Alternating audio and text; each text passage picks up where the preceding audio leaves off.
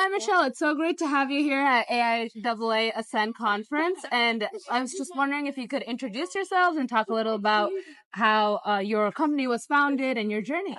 Well, Priya, thanks for having me. I'm so excited to be back here at Ascend. This is such a great conference with so many out of this world amazing people.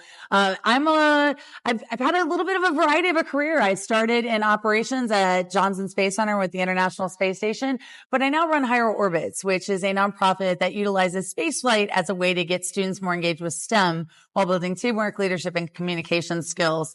I like to say that there are two things all students get excited about: space and dinosaurs. I don't really know anything about dinosaurs, so I go with what I know: space. And this conference is such a perfect place to be inspired by space. And I'm thrilled that we have 3 students here this week that will be part of a panel tomorrow. That's so awesome. So what are some of the things that your students get to experience from this conference and the benefits that they got? How has their experience been here? So I've been an AIAA member since I was in college. I know firsthand the incredible opportunities that exist. I mean, let's start with obviously some great content. There's great technical content. There's great forward-looking content.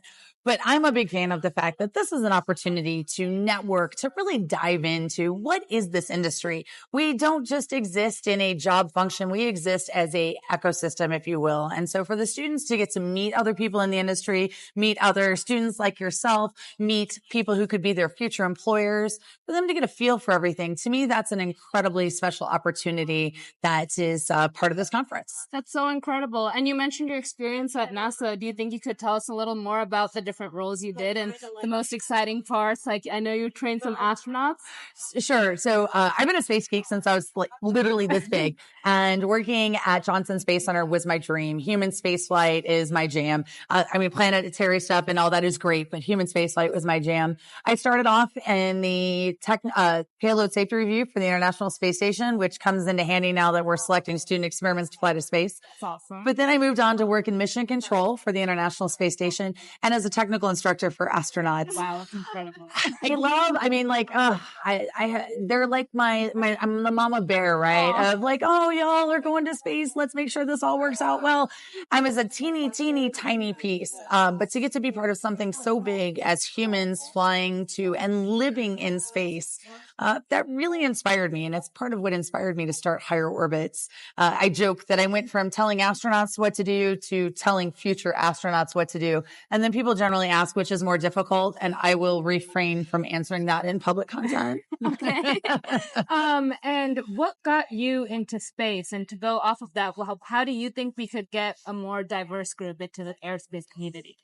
So I'm a unicorn in a lot of ways, not just the sparkly jacket, but that is one of those. I had a grandmother who had me watch the first space shuttle launch. It was the first in my family to go to college. So it wasn't like she was thinking my granddaughter should go do STEM or science or anything like that. Actually, STEM didn't even exist at that time. Wow.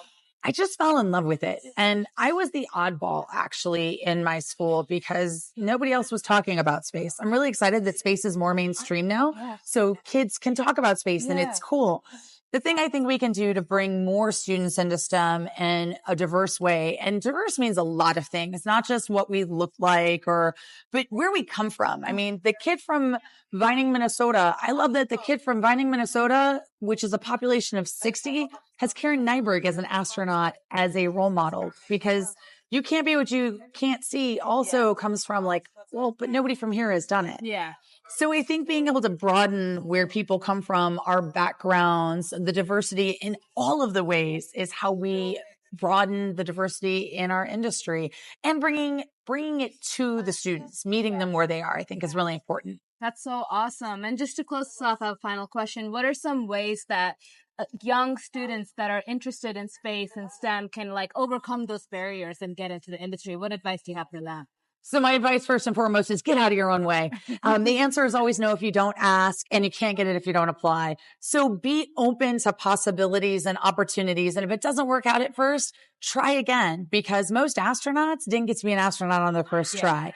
You are good enough, and there is a place in space for you. And I know that has kind of become a cliche thing, as a now space for all, which is great, but it's true because we don't just need scientists and engineers. We need graphic designers. We need communicators. We need people who are doing 3D printing. if you love space, there is a place in space for you. So don't talk yourself out of it that you can't do it, because you can. Yeah, that's awesome. Thank you so much. My Rochelle. pleasure. Thank you for having me. Of course, you're such a big role model for so many students, and I love seeing all the things that you do, and it helps me to see someone that is doing the things that I would like to do one day. So thank you so much for being at Ascend. It's great meeting you. Great meeting you, and I'll always be in your corner, Priya. You're now part of the official Higher Orbit Space family. Oh, I love it. Thank you.